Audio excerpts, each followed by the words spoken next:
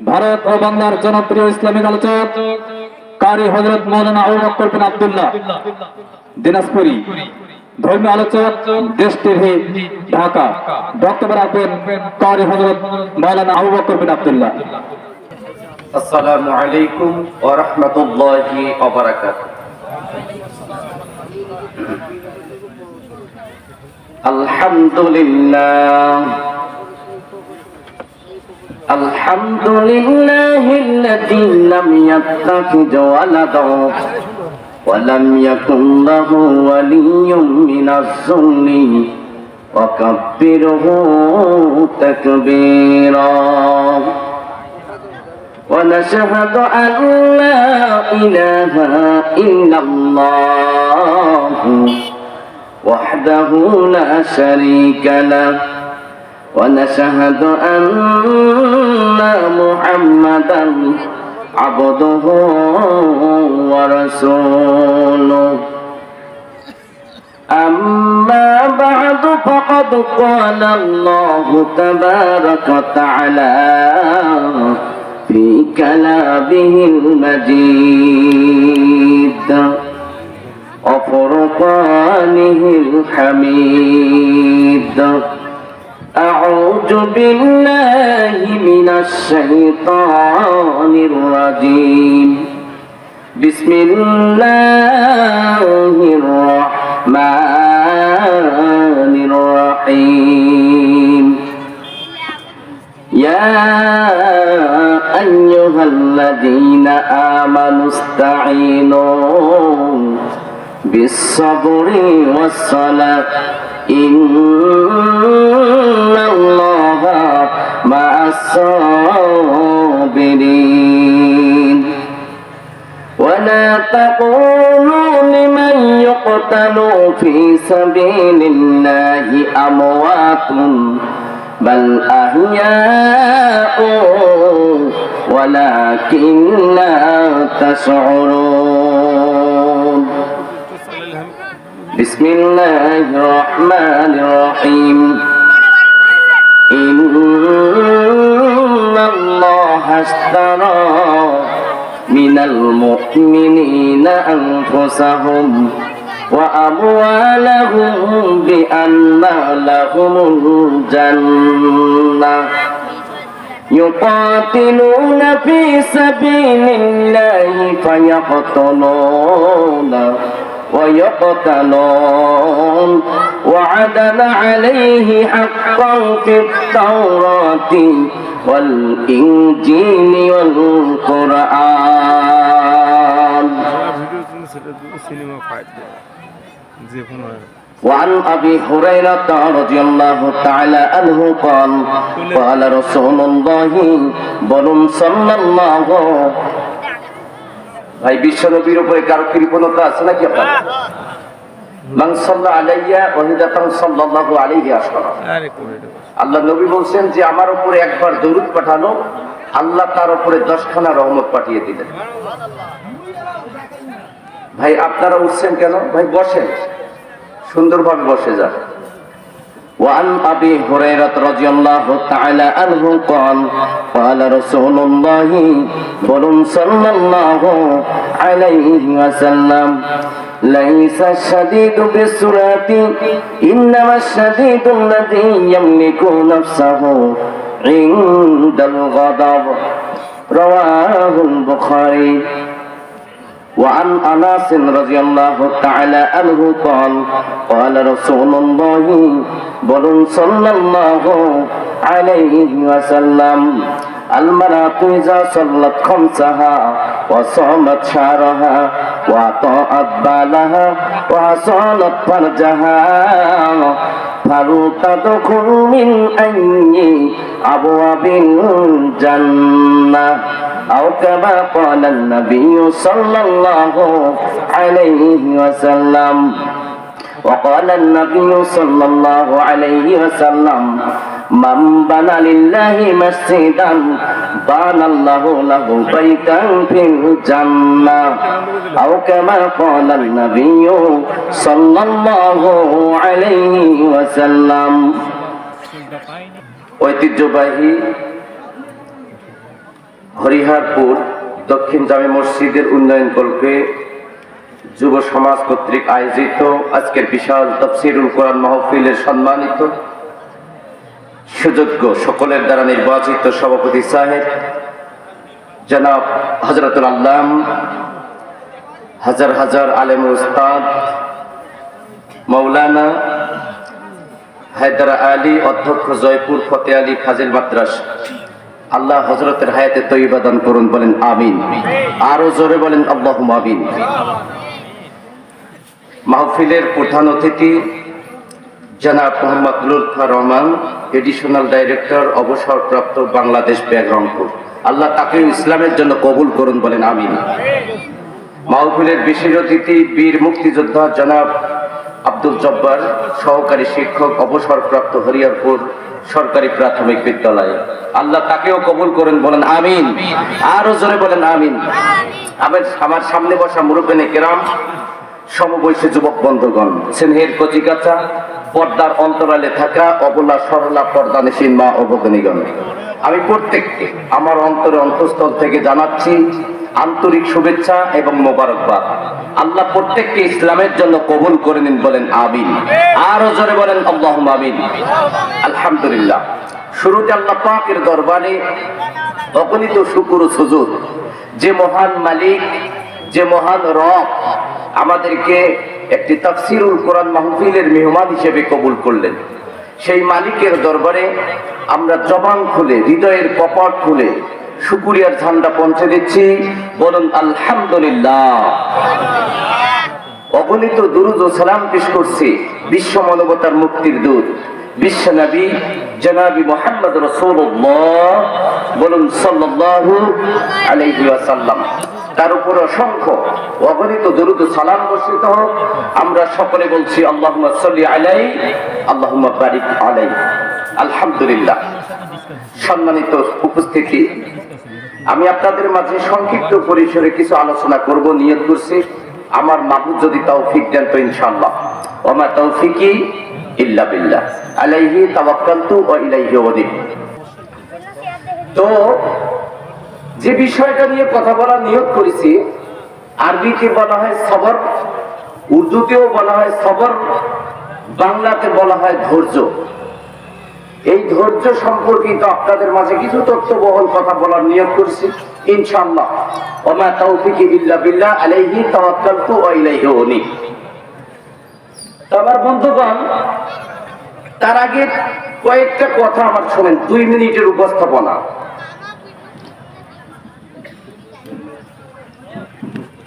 আমরা এখানে আসছি, এই জায়গাটার কত দাম জানেন?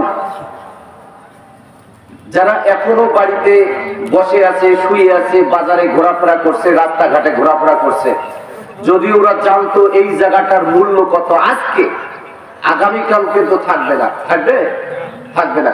এই মুহূর্তে, এই সময় এত মূল্যবান এই জায়গাটা, যদি এলাকার মানুষ জানতো তো বাড়িতে থাকতে পারতো না, বাজার ঘাটে ঘোরাফেরা করতো না।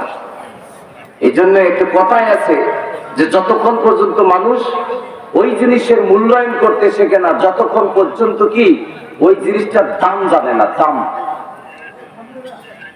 যেমন আপনি সাইকেল নিয়ে বিন্নপুরের বাজারে রোডে উঠছেন, এমন সময় একটা মোটর বাইক এসে আপনার সাইকেলে লাগিয়ে দিল, আর আপনি পড়ে গেলেন। আচ্ছা, যখন আপনি পড়ে গেছেন, আপনার জবান কি বন্ধ থাকবে? ওই মোটর বাইকওয়ালাকে আপনি ইচ্ছা মতো গালিগালাজ দিয়ে যাচ্ছেন, মানে যা তা বলে গালি দিচ্ছেন, মন যা চাচ্ছে তাই বলে গালি দিচ্ছেন। কিন্তু মোটর বাইকওয়ালা কিছু দূর যাওয়ার পর মোটর বাইকটা স্ট্যান্ড করে আপনার দিকে আসছে। যখন আপনার কাছে আসছে, আপনার জবানের ভোল্টেজ বাড়বে না কমবে?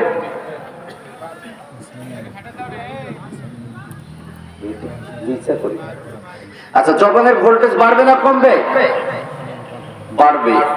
তো ওই মোটর বাইকওয়ালা উনি কিচ্ছু বললো না, শুধু তার পকেট থেকে তার আইডি কার্ডটা বের করে দেখালো। তো আপনি যখন ভাই আপনি যখন দেখলেন তার আইডি কার্ডের দিকে, দেখতে বলেন উনি আর কেউ নয়, উনি হলেন আমাদের চিরিবন্দর থানার ওসি সাহেব। তা আপনি যখন জানতে পারলেন যে ইনি হলেন ওসি সাহেব, তাহলে আপনার জবানটা কি বন্ধ হবে না খোলাই থাকবে? জোরে বলেন। তার মানে আপনার মাথায় ঢুকে গেছেন উনি হলেন ওসি সাহেব, ওনার এক্সট্রা পাওয়ার আছে, ওনার ক্ষমতা আছে, উনি যে কোনো সময় আমাকে জেলখানার ভিতরে ভরাতে পারেন। এই ক্ষমতাটা যখন আপনার মাথায় ঢুকে গেছে, ওনার পাওয়ার সম্পর্কে যখন আপনার মাথায় ঢুকে গেছে, অটোমেটিক আপনার জবান বন্ধ হয়ে গেছে। জোরে বলেন ঠিক না ঠিক? নাম্বার 2, দিনাজপুর যাবেন, রুগী আপনার হাসপাতালে আছে, রিলিজ করাতে হবে, পকেটে নিয়েছেন 20,000 টাকা।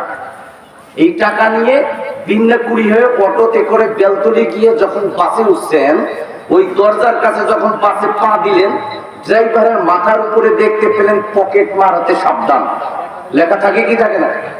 পকেট মার হতে সাবধান। আচ্ছা, যখন আপনার চোখে পড়ে গেল যে পকেট মার হতে সাবধান, তখন আপনার হাতটা কি ওই টাকার পকেটে যাবে না হাতটা টাকা ছাড়া থাকবে? বুঝে বলবেন। পকেটে যাবে। তার মানে পকেট মারের পাওয়ার সম্পর্কে আপনার মাথায় যখন ঢুকে গেছে, অটোমেটিক আপনার হাত টাকার কাছে চলে গিয়ে হাজির হয়েছে। ঠিক না বেশি? মানে পকেট মারের পাওয়ার সম্পর্কে যখন সে জানছে। নাম্বার 3, দেখবেন যেখানে 33,000 ভোল্টের কারেন্টের খুঁটিগুলো আছে, ওই জায়গাতে কোম্পানি থেকে একটা ছোট্ট আকারের সাইনবোর্ড দেওয়া আছে। ওই সাইনবোর্ডে 3 ধরনের ভাষা ব্যবহার করা আছে। একটা ইংরেজিতে বলা হয়েছে ডেঞ্জার, আছে না? বাংলাতে বলা হয়েছে বিপজ্জনক, লেখা আছে না? আবার একটা সাংকেতিক চিহ্ন এইরকম 2খানা কঙ্কালের হাত এইভাবে দেওয়া আছে, আর মধ্যখানে একটা মুন্ডু দেওয়া আছে। ঠিক না ভুল? আচ্ছা, এই 3 ধরনের ভাষা কেন ব্যবহার করা হলো? ভাই দেখলেই হবে না, এখান থেকে শিক্ষা নিতে হবে আমাদের। আচ্ছা, একটা লোক বাংলা ভাষী মানুষ, ও বাংলা বোঝে, ইংরেজি বোঝে না, যখন ওই রাস্তা দিয়ে যাবে, তখন সামনে যখন তার চোখে পড়ে যাবে যে বিপজ্জনক, ওই লোকটার সামনে যাবে? জোরে বলেন। কারণ ওর পাওয়ার, ও যখন দেখবে যে বিপজ্জনক, তার মাথায় ঢুকে যাবে এর পাওয়ার আছে, এর এখানে যাওয়া যাবে না। নাম্বার 2, বিদেশি একজন মানুষ বাংলাদেশে আসছেন ঘুরতে, বাংলাদেশের সিনসিনারি দেখার জন্য আসছেন। তো ওই বিদেশি মানুষটা যখন ওই রাস্তা দিয়ে রাস্তা ধরেছে, সামনে যখন দেখতে পেয়েছে কি, ও তো আর বাংলা বুঝবে না, বুঝবে কি ইংরেজি। সামনে যখন পড়ে গেছে যে ডেঞ্জার, ও আর সামনে আগাবে? জোরে বলেন। ও বুঝে নিবে যে সামনে পাওয়ার আছে, আমাকে যাওয়া যাবে না, গেলে আমি শেষ হয়ে যাব। নাম্বার 3, এমন কিছু লোক যারা নিরক্ষর, বাংলাও বোঝে না, ইংরেজিও বোঝে না, ওই লোকগুলো ওখান থেকে বাঁচবে কেমনে? এই জন্য কোম্পানি থেকে একটা সাংকেতিক চিহ্ন যে দেওয়া আছে, যে কঙ্কালের হাড় দেওয়া আছে। ওই মূর্খ সুরুক্ষ মানুষটা, নিরক্ষর মানুষটা যখন ওই কঙ্কালের হাড়টা দেখতে পাবে, তাকে বুঝে নিতে হবে যে পাওয়ার আছে, সামনে আর এগিয়ে যাওয়া যাবে না, গেলেই আমি শেষ হয়ে যাব। তার মানে যতক্ষণ পর্যন্ত মানুষের মাথায় ওর পাওয়ার সম্পর্কে মাথায় ধারণা আসে না, ততক্ষণ পর্যন্ত তাকে সম্মান দিতেছে জানে না। এই মাহফিলের পাওয়ার কত জানেন আজকে? পাওয়ার কত? যদি এলাকার মানুষ জানতো, তো বাড়িতে বসে শুয়ে থাকতে পারতো না, আত্মীয় স্বজন নিয়ে ব্যস্ত থাকতে পারতো না। এর পাওয়ার কত? বিশ্বনবী বলছেন, যেখানেতে কোরআন হাদিস হয় বর্ণনা করা, শুনিতেছেন অমীয় বাণী, আছেন ফেরেশতারা। ওইখানে ওই চাকল ধরে আছে বসে, মোদের চোখে পর্দা আছে, তাই না দেখি তারে। চিৎকার করে বলুন সুবহানাল্লাহ।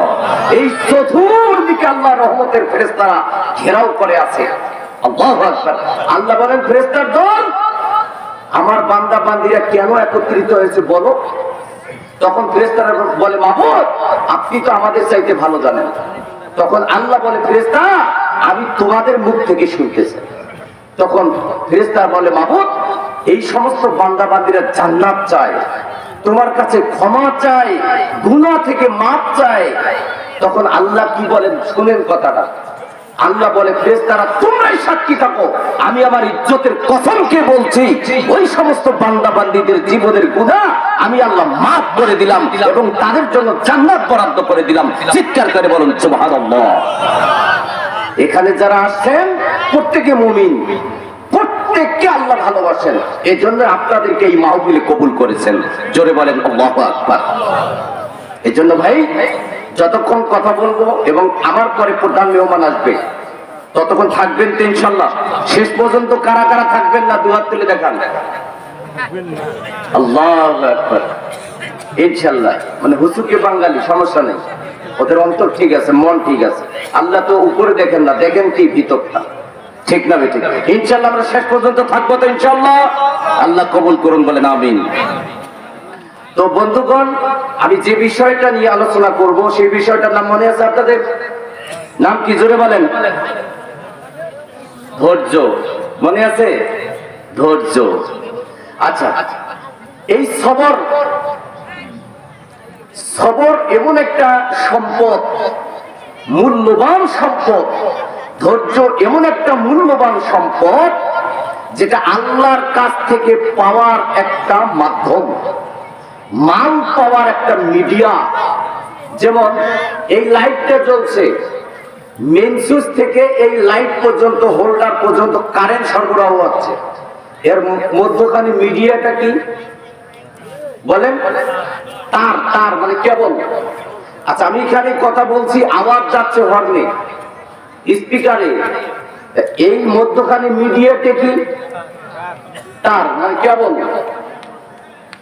ঠিক আল্লাহর কাছ থেকে মাল পাওয়ার একটা মাধ্যম, একটা মিডিয়া, একটা কেবল, একটা নেটওয়ার্ক, সেটা হলো ধৈর্য। জোরে বলেন সুবহানাল্লাহ। ধৈর্য মহান বড় একটা জিনিস ভাইয়া। আমি একটা একটা করে আপনাদের মাঝে দেখাবো, শুধু মন দিয়ে একটু শুনবেন। তো ধৈর্য আল্লাহর কাছ থেকে মান পাওয়ার একটা মিডিয়া, একটা কেবল, একটা নেটওয়ার্ক। সুবহানাল্লাহ, সুবহানাল্লাহ।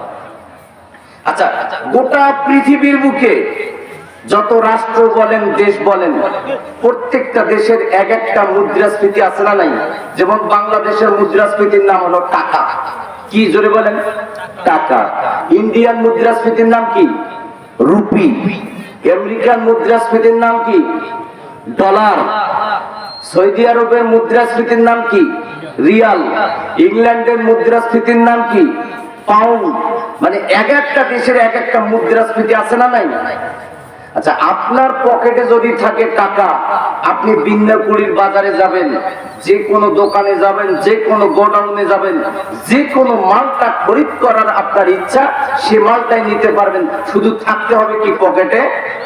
টাকা। টাকা যদি থাকে কোনো অসুবিধা, যে কোনো মাল নিতে পারবেন, কোনো অসুবিধা হবে না। আচ্ছা, আপনার অন্তরে শান্তি নাই, মনে শান্তি নাই, এই শান্তি পৃথিবীর কোথাও কিনতে পাওয়া যাবে? কোন দোকানে? স্বামী স্ত্রীতে মহব্বত নাই, পৃথিবীর কোন দোকান গোডাউনে পাওয়া যাবে? কিনতে পাওয়া যাবে? যাবে না। আবার আপনি যদি হার্ডওয়্যারের দোকানে যান, একটা একটা করে কথাগুলো শোনেন, সবগুলো আবার অ্যাপ্রোচিং দিব। আপনি হার্ডওয়্যারের দোকানে যাবেন, ওখানে হার্ডওয়্যারের মাল পাবেন, মুদিখানার মাল পাওয়া যাবে? যাবে না। আবার মুদিখানার দোকানে যাবেন, মুদিখানার জাতীয় মাল পাবেন, কিন্তু হার্ডওয়্যারের মাল পাবেন না। মিষ্টির দোকানে যাবেন, মিষ্টি জাতীয় মালামাল পাবেন, অন্য দোকানের মাল সেখানে পাওয়া যাবে না। বন্ধুরে আমার, আল্লাহ তাবারক ওয়া তাআলা পৃথিবীর মানুষের জন্য এমন একটি গোডাউনের দরজাকে খুলে রেখে দিয়েছেন, যেখানে এমন কোন মাল নাই আপনি না বলতে পারবেন না। দুনিয়াতে প্রয়োজন, কবরতে প্রয়োজন, আখিরাতে প্রয়োজন, পুলসিরাতে প্রয়োজন, মিজানতে প্রয়োজন, হাসরতে প্রয়োজন, জান্নাতে প্রয়োজন। অর্থাৎ দুনিয়া এবং আখিরাত যে কোনো মালটাই আপনি নিতে চাইবেন, আল্লাহর গোডাউনে সেই মালটা পাওয়া যাবে। বন্ধুরে আমার, আল্লাহর গোডাউনে যদি মাল নিতে হয়, পৃথিবীর কোন মুদ্রাস্ফীতি মুদ্রাস্ফীতি চলবে না, টাকা চলবে না, রুপি চলবে না, ডলার চলবে না, দিনার চলবে না, রং চলবে না, রিং চলবে না, পাউন্ড চলবে না। সেখানে চলবে কি? সেখানে চলবে হলো ধৈর্য। আমার আল্লাহ বলেন, তোমরা আমাকে যত বড় ধৈর্য দিতে পারবে তত বেশি মাল আমি আল্লাহ তোমাদেরকে দেব। তাই আমার আল্লাহ বলছেন, ইয়া আইয়ুহাল্লাযীনা আমানু ইসতাঈনু বিস-সাবরি ওয়াস-সালাহ ইন্নাল্লাহা মা'আস-সাবিরিন। আমার আল্লাহ বলেন, রে পৃথিবীর ঈমানদারেরা, ইসতাঈনু আমার কাছে চেনাও বিস-সাবরি ওয়াস-সালাহ, ধৈর্য এবং নামাজের মাধ্যম দিয়ে। ইন্নাল্লাহা মা'আস-সাবিরিন, নিশ্চয় আমি আল্লাহ ধৈর্যশীলদের সঙ্গে রয়েছি। সুবহানাল্লাহ বলতে পারবেন? আল্লাহু আকবার। কি হরিয়ারপুরের মানুষ এত কৃপণ কেন? সুবহানাল্লাহ, আলহামদুলিল্লাহ, আল্লাহু আকবার। এগুলোর কত দাম জানেন? আল্লাহু আকবার। এই জমিন থেকে আসমান, এই জায়গাটা আল্লাহ নেকি দিয়ে ভরে দেন। একটু জোরে বলেন সুবহানাল্লাহ। আল্লাহর কাছ থেকে মাল পাওয়ার মাধ্যম হলো ধৈর্য। আল্লাহ বলছেন, তোমরা আমার কাছে চাও কিসের মাধ্যমে? ধৈর্য এবং নামাজের মাধ্যম দিয়ে। সুবহানাল্লাহ। বন্ধুরা আমার, ধৈর্য এবং নামাজের মাধ্যম দিয়ে আল্লাহ বলছেন, তোমরা আমার কাছে চেয়ে নাও, আমি আল্লাহ তোমাদেরকে মাল দিয়ে দিব। তার মানে যত বড় আল্লাহকে ধৈর্য দিতে পারবেন, যত বেশি ধৈর্য আল্লাহকে দিতে পারবেন, তত বেশি মাল আপনি পেয়ে যাবেন। তিনখানা কথা বলবো, শোনেন, মন দিয়ে শুনবেন। আচ্ছা, আপনারা এই যে ধান গাছ কিছুদিন পরে তো লাগাবেন তো, ধানের বিছনটা লাগাবেন না? আচ্ছা, ধানের বিছন যেদিন লাগাবেন সেদিন থেকে কতদিন পর আপনাকে ফল দেবে? 3 মাস 4 মাস, তাই না? 3 মাস 4 মাস অতিরিক্ত। আচ্ছা, নাম্বার 2, যখন আম গাছটা লাগাবেন কতদিন পর ফল পাবেন? জোরে বলেন, বুঝে বলবেন। 5 বছর। 5 বছরটা হলো স্বাভাবিক। কোন গাছ 3 বছরও দেয়, কিন্তু স্বাভাবিকটা হলো 5 বছর। আমরা স্বাভাবিকটা ধরে নিচ্ছি। তাল গাছ কতদিন পর ফল দেয়? যেদিন থেকে রোপা লাগাবেন, বীজটা লাগাবেন। 12 বছর। তাল গাছ 12 বছর পর ফল দেবে। বন্ধুরে আমার, এই বিছন, ধানের বিছনটা যেদিন লাগাবেন 3 মাস পর আপনাকে ফলাফল দিবে। তার মানে এখানে ধৈর্যের লংজিভিটি কম। ওই ফলটা একবার দেওয়ার পর দ্বিতীয়বার তাকে আর দেখা যাবে না, দ্বিতীয়বার আর ফল দেবে না। আর নাম্বার 2, আপনি আম গাছটা যেদিন লাগাবেন সেদিন থেকে শুরু করে 5 বছর তার পিছনে শ্রম দিবেন, 5 বছর তার পিছনে শ্রম দিবেন। তার মানে এখানে ধৈর্যের লংজিভিটি বেশি। ওই গাছটা আপনাকে 1 বছর নয়, 2 বছর নয়, সুন্দরভাবে 75 বছর আপনাকে ফল দিয়ে যাবে, কোনো অসুবিধা হবে না। নাম্বার 3, ওই তাল গাছটার পিছনে আপনি 1 বছর নয়, 2 বছর নয়, 12 বছর ধরে শ্রম দিবেন। তার মানে 12 বছর ধৈর্য ধারণ করে করে তার পেছনে শ্রম দিয়ে যাবেন। এজন্য ধৈর্যের লংজিভিটি বেশি। ওই গাছটা আপনাকে ফল দিবে 300 থেকে 350 বছর আপনাকে ফল দিয়ে যাবে। জোরে বলেন আল্লাহু আকবার। তার মানে হলো, ধৈর্য যত বেশি আপনি ধরবেন তত বেশি মাল আপনি আল্লাহর কাছ থেকে পেয়ে যাবেন। তাই আল্লাহ বলছেন, ইন্নাল্লাহা মা'আস-সাবিরিন, নিশ্চয় আমি আল্লাহ ধৈর্যশীলদের সঙ্গে রয়েছি। আরেকটা কথা শুনেন, বাচ্চার দুধের ব্যবস্থা মায়ের কাছে না বাবার কাছে? বাচ্চা যদি মায়ের নাক ধরে টান মারে দুধ পাবে না, বাচ্চা যদি না মায়ের কান ধরে চোষ মারে দুধ পাবে না। মায়ের 20টা আঙ্গুল আছে, টান মারলেও দুধ পাবে না। ধরতে হবে মায়ের স্তনকে, চোষ মারতে হবে বোটাতে। কি হবে? বাচ্চার পেট ভরে যাবে, মায়ের বুক খালি হবে। আমার আল্লাহ বলেন, রে পৃথিবীর ইমানদারেরা, আমি তোমাদেরকে নামাজ নামক একটি স্তন দিলাম, আর ধৈর্য নামক একটা বোটা দিলাম। নামাজ নামক স্তনকে টিপে ধরবি, আর ধৈর্যের বোটাতে টান মারবি। আমি আল্লাহ আমার গোডাউন খালি করে তোমাদের চাহিদাকে পূরণ করে দেব। ইন্নাল্লাহা মা'আস সাবিরিন, নিশ্চয় আমি আল্লাহ ধৈর্যশীলদের সঙ্গে রয়েছি। এজন্য ধৈর্য কাকে দিতে হবে? যদি বলেন ভাই, আমি কি আপনাদের মাঝে কথা বলবো? আমার সঙ্গে আপনাদের সম্পর্ক থাকতে হবে ভাই, বক্তা শ্রোতা। তো আল্লাহ বলছেন আমি ধৈর্যশীলদের সঙ্গে আছি। আচ্ছা, ধৈর্যশীলদের সঙ্গে কি আছে? আচ্ছা, বর্তমান বাংলাদেশের প্রধান উপদেষ্টার নাম কি? জোরে বলেন। আচ্ছা, ডক্টর ইউনূস যদি আপনাকে বলে আমি তোর সঙ্গে আছি, তাহলে আপনার কোনো ভয় থাকবে? গোটা বাংলাদেশ তার জন্য ওপেন, ঠিক না বল? যিনি গোটা পৃথিবীর বাদশা পালনেওয়ালা, তিনি যদি আপনাকে বলেন আমি তোর সঙ্গে আছি, তাহলে তার দুনিয়া আখিরাতে কোনো ভয় আছে? জোরে বলেন। সেই আল্লাহ বলছেন ইন্নাল্লাহা মা'আস সাবিরিন, আমি ধৈর্যশীলদের সঙ্গে আছি। আল্লাহু আকবার বলেন। এজন্য ধৈর্যের প্রয়োজন আছে না নাই? জোরে বলেন। ইনশাআল্লাহ ধৈর্য আল্লাহকে দিব, ইনশাআল্লাহ দিব, ইনশাআল্লাহ দিব। দুইখানা হাদিস থেকে কথা বলবো, তারপর আয়াত থেকে বেরিয়ে যাব। আল্লাহর নবী মক্কা থেকে মদিনায় হিজরতের উদ্দেশ্যে বের হলেন। সঙ্গী ছিলেন হযরত আবু বকর রাদিয়াল্লাহু তাআলা। আবু বকরকে নিয়ে হিজরতের সফরে বের হয়েছেন। আর এইদিকে কাফের মুশরিক বেঈমানেরা বিশ্বনবীর পিছু নিয়েছেন বিশ্বনবীকে মারার জন্য। কিছু দূর যাওয়ার পর বিশ্বনবী তার সফর সঙ্গে আবু বকরকে নিয়ে গুহার ভিতরে ঢুকলেন।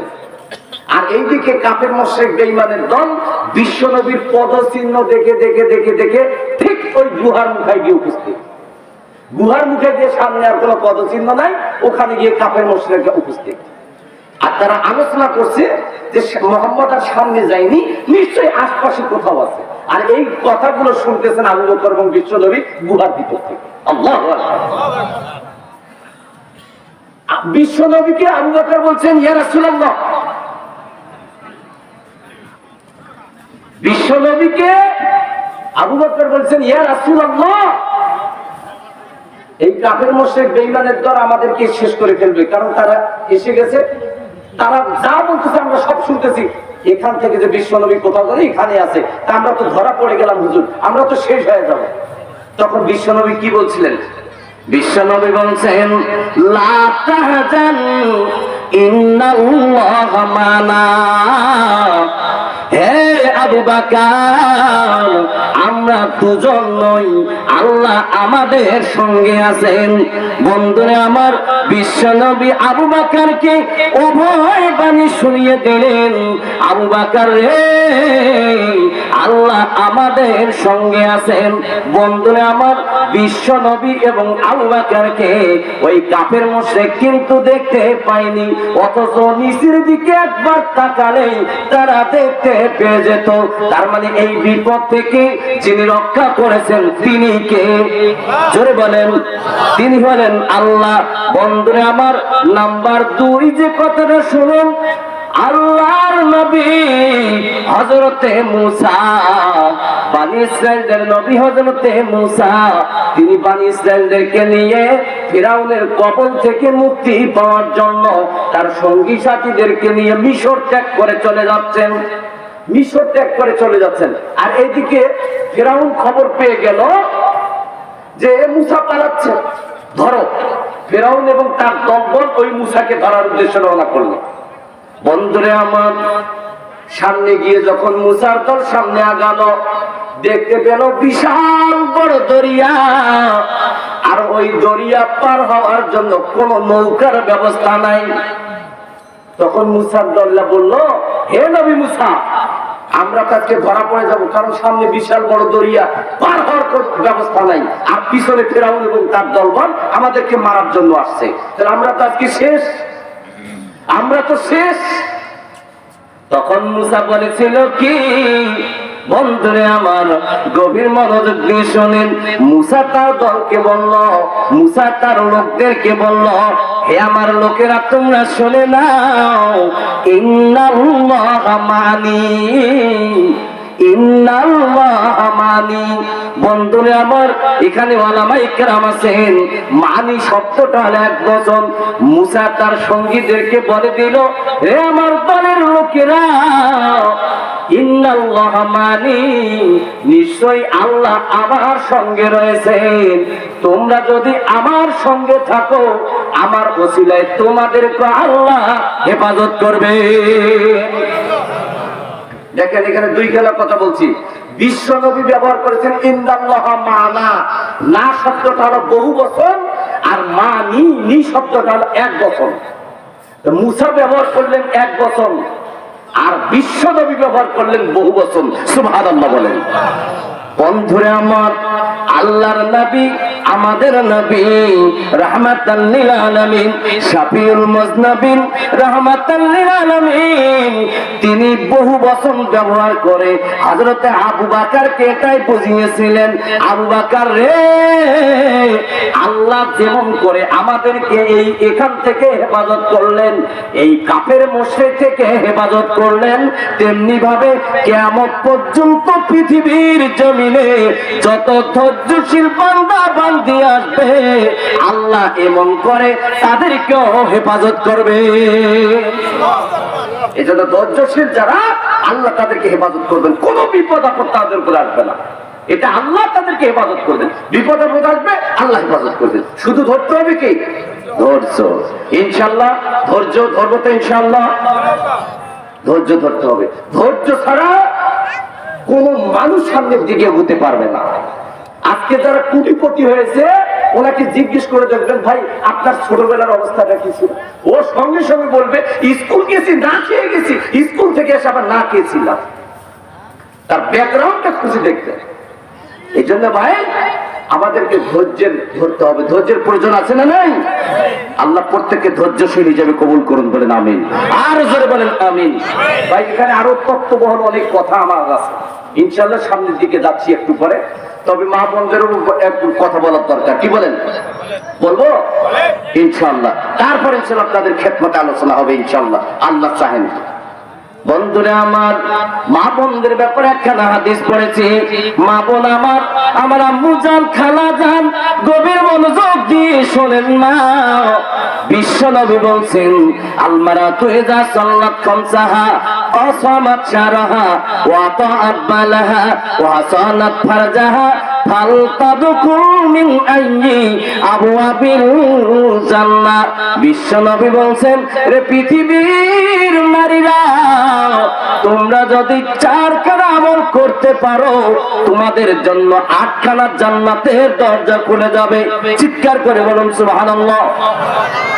মহিলাদের জন্য 4খানা আমলে 8খানা জান্নাতের দরজা খোলা। আচ্ছা, পুরুষের জন্য এরকম আছে নাকি ভাই? তাহলে মহিলাদের ইজ্জত সম্মান পুরুষের চাইতে কম না বেশি?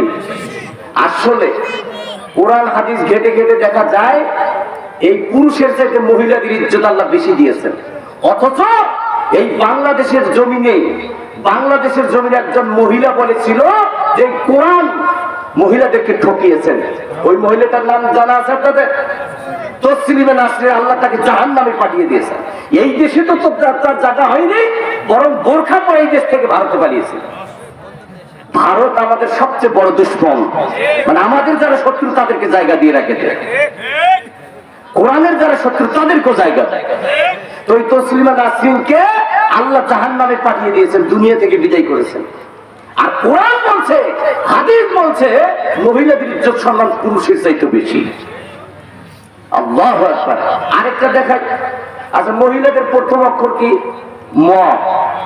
বন্ধুরে আমার, এটা বুখারী মুসলিম নয়, আবু দাউদ তিরমিজি নয়, ইবনে মাজাহ নাসাই নয়, এটা আমার ব্রেন থেকে বলছি।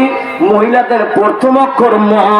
ম দিয়ে মাওলানা, ম দিয়ে মুফতি, ম দিয়ে মাদ্রাসা, ম দিয়ে মসজিদ, ম দিয়ে মক্কাতুল মুকাররমা, ম দিয়ে মদিনা মুনাওয়ারা, ম দিয়ে মুহাম্মাদুর রাসূলুল্লাহ বলুন সাল্লাল্লাহু আলাইহি ওয়াসাল্লাম। আম্মু জান, খালা জান, আপনাদের নামের ভিতরে আল্লাহ বরকত রেখেছেন, নামটাও সম্মানের ভিতরে রেখে দিয়েছেন। ওতে মা, খবরদার খবরদার খবরদার খবরদার, নিজেকে অসম্মানের সাথে ধুলার সাথে মিশিয়ে দিও না, নিজের সম্মানটাকে ধুলার সাথে মিশাইও না। বিশ্ব নবী বলছেন, পৃথিবীর নারীরা তোমরা যদি চারখানা আমল করতে পারো তাহলে তোমাদেরকে ইহকালে সম্মান তো আল্লাহ বাড়িয়ে দিবেন, আর পরকালীন জিন্দেগিতে 8টা জান্নাতের দরজা খুলে দিবেন। ফালতাদখুল মিন আইয়ি আবওয়াবিল জান্নাহ, তোমার মন যেটাই পছন্দ করিবে ওই দরজা দিয়ে তুমি প্রবেশ করিতে পারিবে। স্বাধীনতা দেওয়া হবে মহিলাদেরকে, যে তোমার ইচ্ছা মতো যাও, তুমি জান্নাতে প্রবেশ করো। সুবহানাল্লাহ। তাহলে মহিলাদের ইজ্জত সম্মান কম না বেশি? বেশি। আর তাহলে এটা হলো মহিলাদের সুসংবাদ। মা বোন, আপনাদের একটা সুসংবাদ আমি দিয়ে গেলাম। আমি আবু বকর বিন আব্দুল্লাহ এই সুসংবাদটা দিয়ে গেলাম, কিন্তু আপনাদের জন্য আরেকটা দুঃসংবাদও দিয়ে যাব। দুঃসংবাদটা শুনবেন? মহিলাদের যেমন সুসংবাদ আছে তেমনি দুঃসংবাদও। আচ্ছা, দুঃসংবাদটা কি?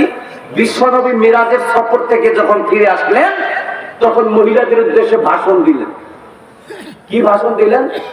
ইয়া মাশারান নিসা, ইয়া মাশারান নিসা, তাসাদদাকনা তাসাদদাকনা তাসাদদাকনা, হে জগতের নারী সকল, তোমরা বেশি বেশি করে আল্লাহর রাস্তায় সদকা করো।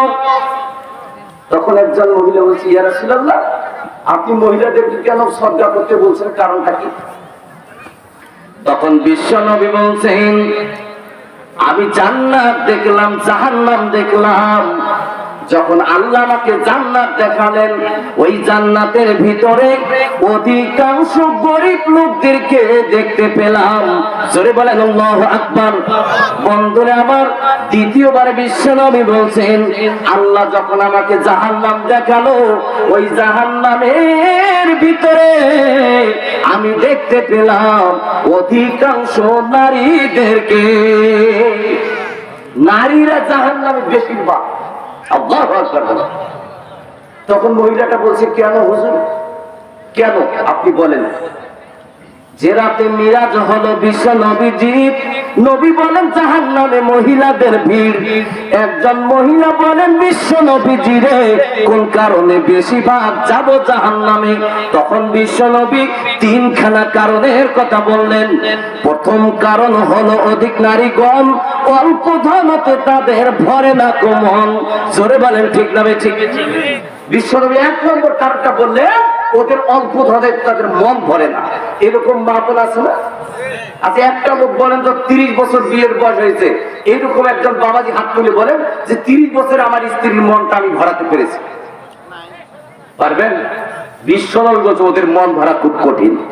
মা বোন, ভালো করে শোনেন, বিশ্বনবী বলছেন 3টা কারণে মহিলারা জাহান্নামী। 1 নম্বর হলো অল্প ধনে তাদের মন ভরে না। যেমন আপনি বিন্দাপুরি বাজারে গেছেন, ভাবলেন আমার স্ত্রীকে অনেকদিন থেকে শাড়ি দিইনি, তাকে একটা শাড়ি দিব, দামি শাড়ি, 5000 টাকা দামের একটা নতুন টাঙ্গাইল শাড়ি কিনলেন। কেনার পরে বাড়িতে চলে আসলেন, স্ত্রীকে দিলেন যে দাও, তোমাকে আমি একটা গিফট করবো। স্ত্রী তো মহা খুশি, আমার স্বামী আমাকে গিফট করবে, সুবহানাল্লাহ। বাস, এই গিফটের কথা শুনে শাড়িটা হাতে নিল, নেওয়ার পরে এরকম কোলট পলট করে দেখবে। দেখার পরে কি বলবে জানেন? যে তোমার চোখে কি এটাই পছন্দ হয়েছে, আর চোখে কালার পড়েনি, অন্য রং তোমার চোখে পড়েনি? বলবে কি বলবে? অথচ নিজে গিয়ে যদি 1000 টাকা দামের শাড়ি কিনতো, সেটাই তার পছন্দ ছিল। আর এটা যে আপনি কিনছেন 5000 টাকা দামের, তবুও আপনি পছন্দ হয়নি। এটা তো আপনি কিনছেন, এর নাম হলো নারী। জোরে বলেন ঠিক না?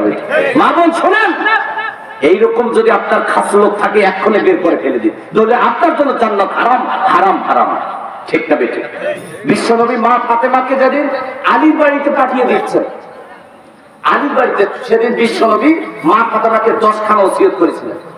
10খানা, 10টা বলার সময় নেই, একটা বলছি। ফাতেমাকে ডেকে বললেন, ফাতেমা রে, আমি তোমাকে আমার গরিব সাহাবী আলীর বাড়িতে পাঠিয়ে দিচ্ছি। ওই আলী তোমার স্বামী, ওই স্বামীকে খবরদার কষ্ট দিও না। স্বামীকে এটা আনো এটা আনো এটা বলে বলে বিরক্ত করবা না, কোন রকমের কষ্ট দিও না।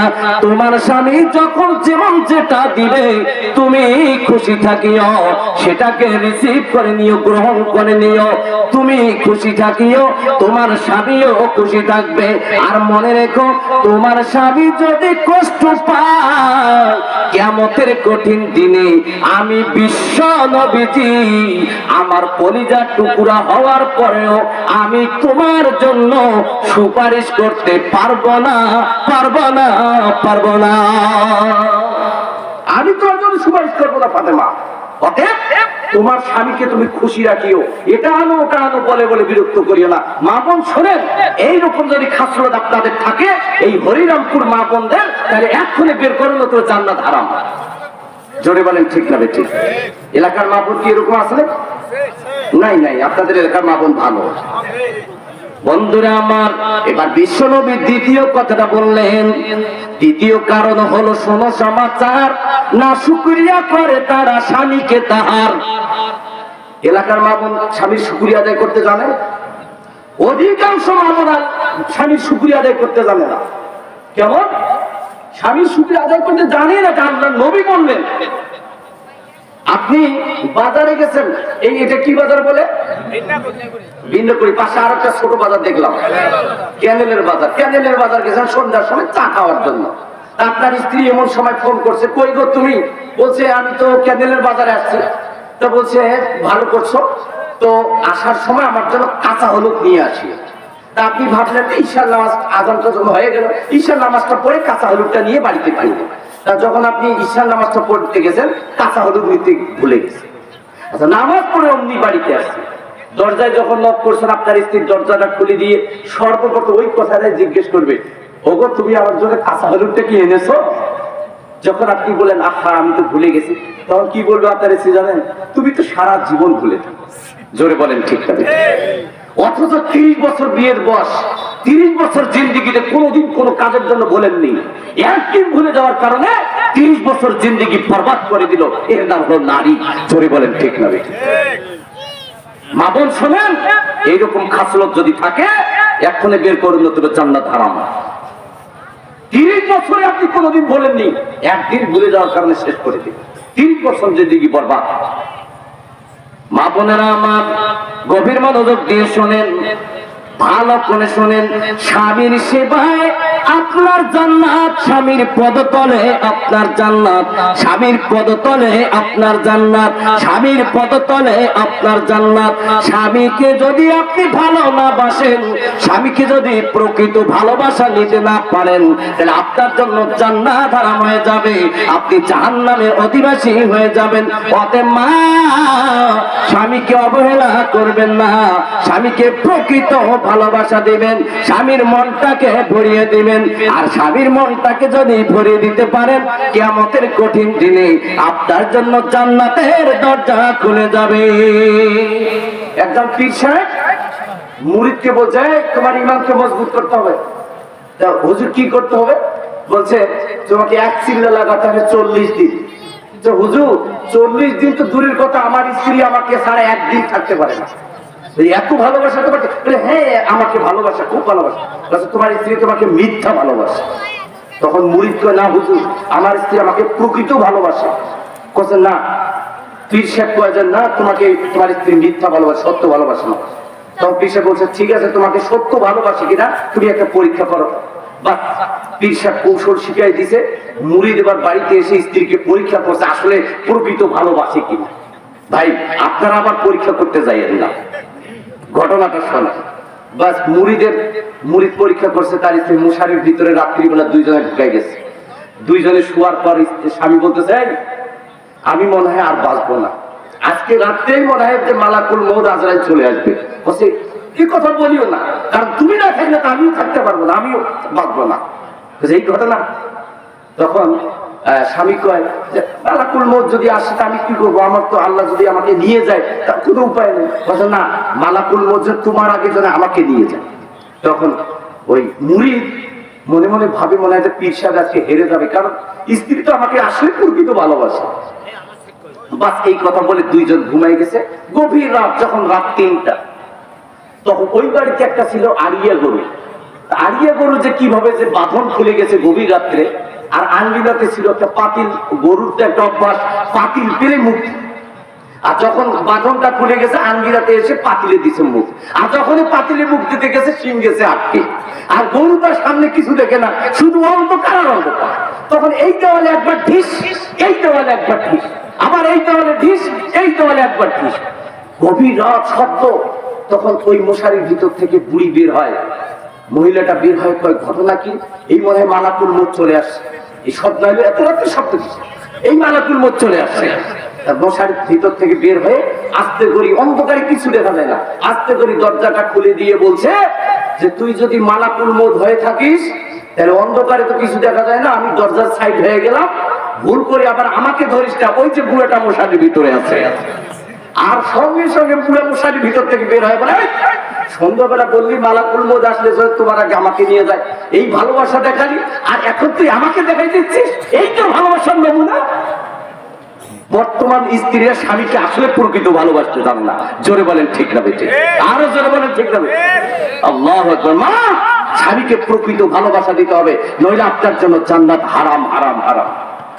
বন্ধুরা আমার, মা বোনেরা আমার, গভীর মনোযোগ দিয়ে শুনেন না, স্বামীকে যদি প্রকৃত ভালোবাসা দিতে পারেন, কিয়ামতের দিন আপনার জন্য জান্নাত তো হবেই হবে, তার জন্য আরেকটা পুরস্কার আল্লাহ দিবেন। এই পৃথিবীর জমিনে বিশ্ব সুন্দরীর প্রাইজ পায় কে? যিনি পৃথিবীর বুকে নিজের শরীরটাকে প্রদর্শনী করতে পারে, নিজেকে নেকেড ভাবে তুলে ধরতে পারে, ওই মেয়েটা এই পৃথিবীর বুকে বিশ্ব সুন্দরীর প্রাইজ পায়। ঠিক না বেঠিক? কিন্তু কিয়ামতের দিন ওই মহিলাটিকে আল্লাহ তাবারক ওয়া তাআলা বিশ্ব সুন্দরীর প্রাইজ দিয়ে ধন্য করবেন, যারা পৃথিবীর বুকে নিজের স্বামীকে খুশি রাখতে পেরেছে। যে স্ত্রীকে দেখার পর যে স্বামী হেসে ফেলে, যে স্ত্রীকে দেখার পর যে স্বামী আনন্দ পায়, কিয়ামতের দিন ওই মহিলাটা বিশ্ব সুন্দরীর প্রাইজ পেয়ে ধন্য হবে। সুবহানাল্লাহ। এই জন্য মা বোন, বিশ্ব সুন্দরীর প্রাইজ পেতে হলে স্বামীকে এনজয় করেন, স্বামীকে ভালোবাসা দেন, স্বামীকে আনন্দ দেন, এটাই হবে আপনার জন্য বিশ্ব সুন্দরীর প্রাইজ পাওয়ার একটা কাজ। সুবহানাল্লাহ। বন্ধুরা আমার, এখানে আরেকখানা কথা বলে তারপর আরেকটা হাদিস বলবো আপনাদের মাঝে। বিশ্বনবী 3 নম্বর যে কথাটা বললেন, তৃতীয় কারণ হলো অধিক নারীগণ গীবত বেশি করে একে অপরের তরে, এ হলো কারণে নারী যাবে জাহান্নামে। মহিলারা গীবত কম না বেশি করে? দেখবেন এখানে যতগুলো মহিলা আছে কি রকম, এখানে যেমন একজন বক্তা বয়ান করছে, ওখানে কতজন বক্তা বয়ান চলছে। জোরে বলেন ঠিক না বেঠিক? অনেকদিন পর এক জায়গায় হয়েছে, বোন এই সুযোগ আর পাবো না, আজকে যত গল্প আছে সব শেষ করে দেব। এক মহিলা আর মহিলাকে বলছে, শুনছি ঘটনা, আসার সময় শুনলাম ওই উত্তর পাড়ার ইমাম সাহেব আছে না, ওনার যে মেয়েটা আছে, আর এই দক্ষিণ পাড়ার খ্যাপা ধরা পড়ছে। বলছে বু এই ঘটনা? বলছে বু কাউকে বলিস না, ইমাম সাহেব বলি কথা না, কাল সকালে তোর বিচার হবে। বলছে এই ঘটনা? না কাউকে বলবো। ও বললো যে কাউকে বলবো না, কিছুক্ষণ পরে ওর পরেরটা বলছে কি যে বু শুনছিস ঘটনা? আসলে ইমাম সাহেবের মেয়ে আর ওই খ্যাপা ধরা পড়ছে।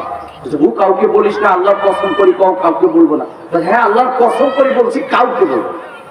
বাস কিছুক্ষণ পর ওর পেট ফুলে শুরু হয়ে গেছে, মানে যতক্ষণ বের করে দিবে ততক্ষণ ওর পেট ডেলিভারি, যতক্ষণ হবে না ততক্ষণ ওর পেট ফুলতে থাকে।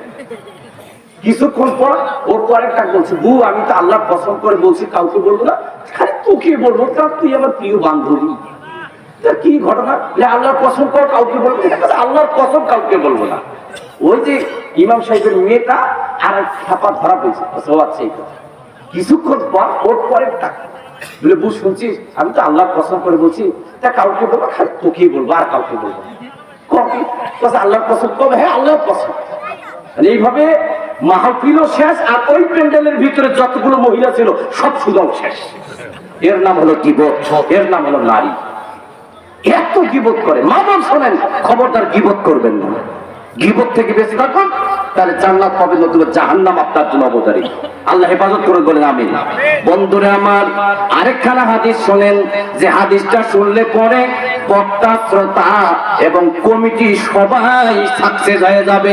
বন্ধুরা আমার, মা আয়েশা সিদ্দিকা রাদিয়াল্লাহু তাআলা আনহা, তিনি বিশ্ব নবীকে জিজ্ঞেস করলেন, ওগো আল্লাহর নবী, আপনি বলে দিন কিয়ামতের কঠিন দিনে, যেদিন সূর্য মাথার উপরে তাপ দিতে থাকবে, মানুষের মগজগুলো গলে গলে গলে গলে ভাতের মারের মতো টকবক করবে, সেদিন ওই কঠিন দিনে আপনার সাথে কে জান্নাতে যাবে এবং আপনার সাথে কার কার কার সাক্ষাৎ হবে?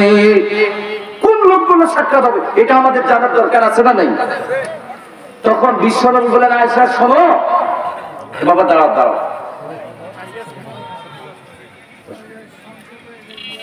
তখন বিশ্বনবী বললেন, আয়েশা শোনো, কিয়ামতের দিন ওই লোকটার সঙ্গে আমার সাক্ষাৎ হবে, যে লোকটা পৃথিবীর বুকে, যার হাত হবে লম্বা।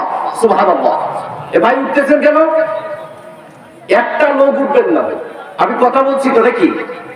আচ্ছা, যার হাতটা হবে লম্বা, ওই লোকটার সঙ্গে আমার সাক্ষাৎ হবে, বিশ্বনবী বললেন, এবং আমার সঙ্গে জান্নাতে যাবে।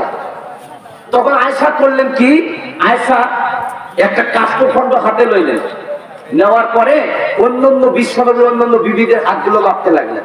ওই মেপে দেখা গেল বিশ্বনবীর একজন বিবির নাম ছিল বিবি সওদা, ওই বিবি সওদার হাতটা লম্বা হয়ে গেল। আল্লাহু আকবার। তখন আয়েশার মনটা খারাপ হয়ে গেল।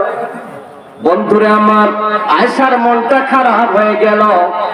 বিশ্বনবী বলছেন, আয়েশা রে, তোমার মনটা কেন খারাপ বলো? তখন বিশ্বনবী বলছেন, আয়েশা বলছেন, ওগো আল্লাহর নবী, আপনি বলছেন যার হাতটা লম্বা হবে তার সাথে আপনার সাক্ষাৎ হবে, আমি তো আপনার সঙ্গে সাক্ষাৎ করতে পারলাম না, আপনার বিবি সওদার হাতটা লম্বা হয়ে গেছে।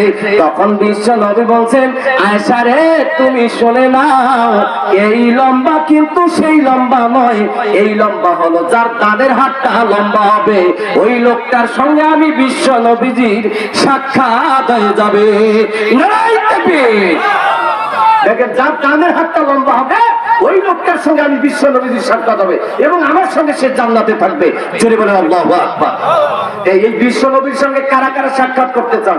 বিশ্বনবীর সঙ্গে কারা কারা জান্নাতে যেতে চান? দুহাত তুলে আল্লাহকে দেখান। নারায়ে তাকবীর। যারা হাত তুলে নেয় ওরা মনে হয় বিশ্বনবীর সঙ্গে জান্নাতে যেতে চান না। আল্লাহ, তোমার এই পাগলদেরকে বিশ্বনবীর সঙ্গে কবুল করে নাও। বলেন আমিন। আরো জোরে বলেন আমিন। আলহামদুলিল্লাহ, আমরা নবীজির সঙ্গে জান্নাতে যেতে চাই ইনশাআল্লাহ। 1 নম্বর। 2 নম্বর হাদিসটা শুনেন। বিশ্বনবী বলছেন, মান বানা লিল্লাহি মাসজিদান বানাল্লাহু লাহু বাইতান ফিল জান্নাহ। বিশ্বনবী বলছেন, যারা আমার ঘর মসজিদে নির্মাণ করলো, মসজিদে দান করলো, 10 টাকা, 5 টাকা, 100 টাকা, 1000 টাকা, আপনার যতটুকু সম্ভব ওই অনুযায়ী দান করলে আমার আল্লাহ বলেন, তার জন্য আমি জান্নাতে ঘর নির্মাণ করে দেব। জান্নাতে তার জন্য আল্লাহ ঘর নির্মাণ করবেন। ইনশাআল্লাহ ওই জান্নাতে যেতে চাই তো? চাই ইনশাআল্লাহ।